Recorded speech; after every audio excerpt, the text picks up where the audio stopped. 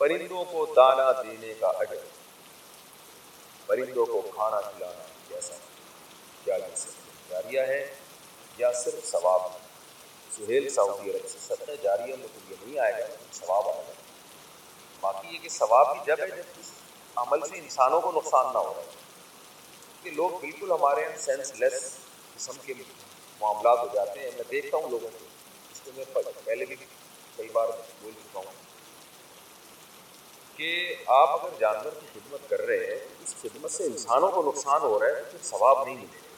مثال کے طور پر ہم نے کراچی میں یہاں دیکھا ہے کبوتروں کو لوگ روزانہ دانہ ڈال کے ایک جگہ گراؤنڈ ہے اس میں رکھتے ہیں، اس میں اتنے ہزاروں کبوتر جمع ہو گئے ہیں کیونکہ کبوتروں کو پتہ ہے کہ بھئی روزانہ 6 بجے اتنے لوگ کراچی میں یہاں گراؤنڈ میں دانہ ڈالیں، تو سارے کبوتر پورے ادھر ادھر ان کی مختریاں ہوتی ہیں، وہاں فری پھوکٹ میں دانہ مل رہا ہے، کبوتر جا جا کے کھائے جا رہے ہیں، کھائے جا رہے ہیں، کھائے جا رہے ہیں، پھر وہ پھیل رہی ہے ان کی نسل اسپیڈ کے ساتھ، پھر ان کی گیٹیں، ان کا کچرا، پارکوں میں ویسے ہی آج کل صفائی نہیں ہے آپ کو پتہ ہے، اوپر سے اور کبوتروں کی بیٹیں، پھر وہ ان کی نسل بھی بڑی اسپیڈ سے بڑھ رہی ہے کیونکہ اب بے روزگار ہیں، ان کے پاس کوئی کام ہی نہیں ہے نا سوائے کھانے کی، تو وہ بس کھایا اور کبوتری کو پھنسایا، شادی کی، انڈے بچے، پھر وہ انڈے بچے بڑے ہو کے نکلے، پھر دوبارہ فری پکڑ میں کھایا، پھر وہ، تو اس کا نقصان یہ ہو رہا ہے کہ گھروں میں جگہ جگہ کبوتروں کے گھونسلے، اور اتنے کبوتر ماشاءاللہ ہو گئے ہیں کہ اب وہ جگہ تلاش کر رہے ہوتے ہیں، ہمارے گھر کے روشن دان سے گھس کے پھر انہوں نے وہ انڈے دے دیے، پھر وہ شروع ہو گئے انڈوں پہ بیٹھنا، اور اب وہ بھی ایک ٹینشن والا کام ہوتا ہے۔ کبوتر کی جو بیٹ ہے نا اس میں بیماریاں بھی ہیں، تو اس لیے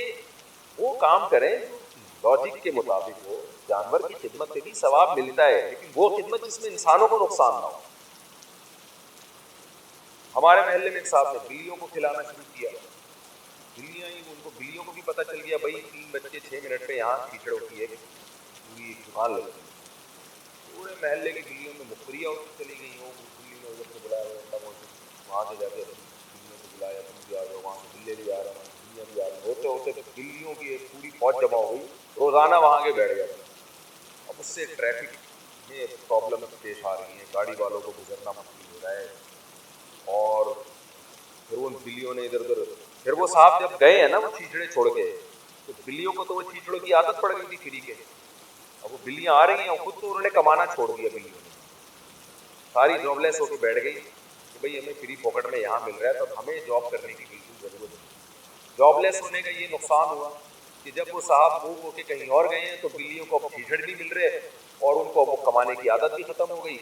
تو اب وہ بیٹھ کے اب بھوک لگے گی اور وہ عادت وہی ہری ہری کھانے کی پڑی ہوئی ہے، تو اب وہ کیا ہوا کہ انہوں نے لوگوں کی مرغیاں کھانا شروع کر دی، تو میری بھی الحمدللہ 3-4 مرغیاں بلیوں کے پیٹ میں جا چکی ہیں، اللہ ان کی مغفرت فرمائے اور ان کے درجات کو بلند فرمائے۔ بہرحال تو اب نتیجہ یہ نکلا ہے کہ میں اس نتیجے پہ پہنچا ہوں کہ بھائی جانوروں کی وہ خدمت کرو جس سے انسانوں کو نقصان نہ ہو۔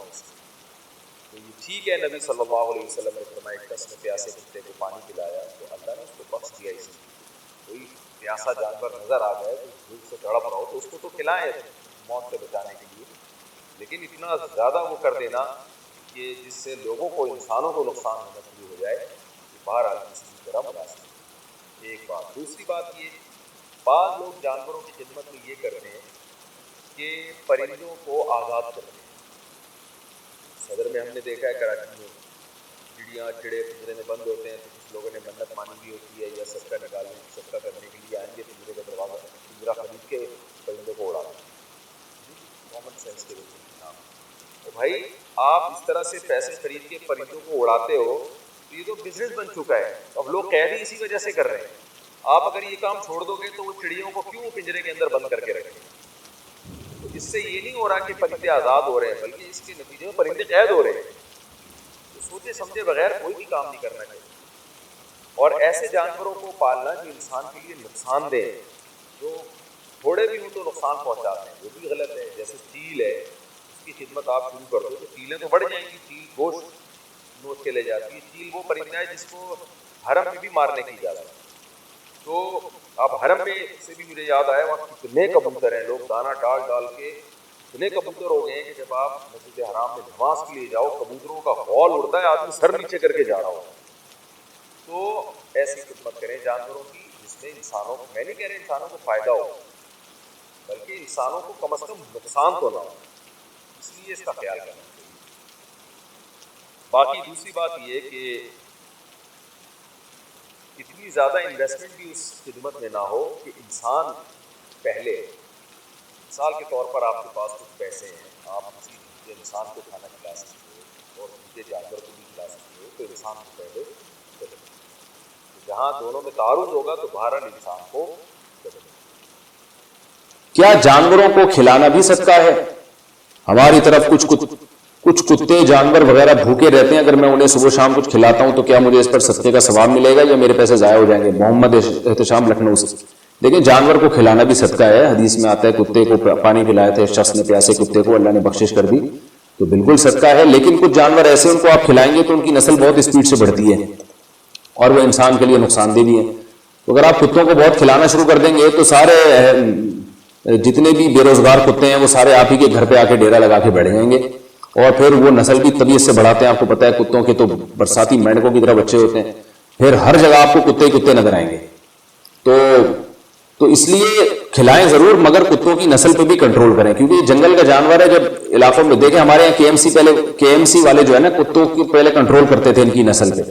اور جب کتے زیادہ ہو جاتے تھے تو وہ کچھ زہر وغیرہ کھلا کے ان کو مارا جاتا تھا تاکہ نسل کنٹرول میں رہے۔ اب این جی اوز وغیرہ نے پتہ نہیں عجیب سا ایک کتا پن کیا ہے کہ کتوں کو مارنے پر پابندی لگا دی۔ اس کا کراچی میں یہ نقصان ہو رہا ہے کہ کتے اتنے ہو گئے ہیں کہ گاڑیوں کے نیچے بھی آ رہے ہیں جس سے ایکسیڈنٹ ہو رہے ہیں گاڑیوں کے، اور پاگل ہو کے کاٹ بھی رہے ہیں لوگوں کو۔ ویکسینیشن کا تو کوئی انتظام ہی نہیں ہے کتوں کی ہمارے یہاں، تو اس کا بڑا نقصان ہو رہا ہے۔ تو یہ حدیث سے ثابت ہے، صحیح ہے، مسلم کی حدیث ہے، مدینہ میں جب کتے زیادہ ہو گئے تھے آپ صلی اللہ علیہ وسلم نے مدینہ کے کتوں کو مارنے کا حکم دیا تھا۔ اس سے میں پتہ چلتا ہے کتوں کی نسل جب بڑھ جائے تو ان کو مارنے کا حکم ہے، کیونکہ یہ جنگل کا جانور ہے، وہاں تو نسل خود ہی کنٹرول میں رہتی ہے، شہروں میں تو جو ہے وہ کنٹرول میں نہیں رہتی، وہ فائدے کے بجائے الٹا انسان کو نقصان ہوتا ہے۔ اب آپ دیکھیں کورونا وائرس جب سے پھیلا ہے، لاک ڈاؤن ہوا ہے، تو کتے آزاد گھوم رہے ہیں، انسان گھروں میں بند ہو گئے۔ تو کسی نے بڑی اچھی تصویر ایک واٹس ایپ پہ بھیجی تھی، کتوں کا ایک پورا اجتماع ہے، تو وہ پریشان ہو کے کہہ رہے ہیں کہ کیا یار یہ کے ایم سی والے انسانوں کو اٹھا کے لے گئے اس دفعہ کتوں کو لے جانے کے بجائے۔ تو انسان شارٹ ہو گئے مارکیٹ سے، کتے ہر جگہ پھیلے ہوئے۔ تو اگر آپ اس طرح سے کتوں کو کھلائیں گے نا تو کتے اور بڑھیں گے۔ تو کھلانے پر میں نہیں منع کر رہا آپ کو، لیکن کوئی ایسا طریقہ بھی ہو کہ یہ جو بہت زیادہ اسپیڈ سے کتے پھیل رہے ہیں، ان کی نسل بڑھ رہی ہے، تو کتوں کو مارنے کا بھی کوئی انتظام ہونا چاہیے تاکہ ان کی نسل کنٹرول میں رہے اور یہ انسانوں کو نقصان نہ پہنچائے۔ میں نے ترکی میں دیکھا تھا، وہاں ہر کتے کے گلے میں ایک پٹا پڑا ہوا تھا اور ایک نمبر تھا، رجسٹرڈ نمبر اور رجسٹریشن نمبر اس کا۔ یہ اس کی علامت ہوتی تھی کہ اس کتے کا پورا ریکارڈ گورنمنٹ کے پاس ہے اور یہ پاگل نہیں ہے۔ کتا جب پاگل ہوتا ہے نا تو پتہ نہیں چلتا کہ یہ پاگل ہو گیا کہ نہیں ہو گیا، وہ کاٹ لیتا ہے، انسان کے لیے بہت نقصان دہ وہ۔ تو اور ہمیں کیا پتا ہوگا کہ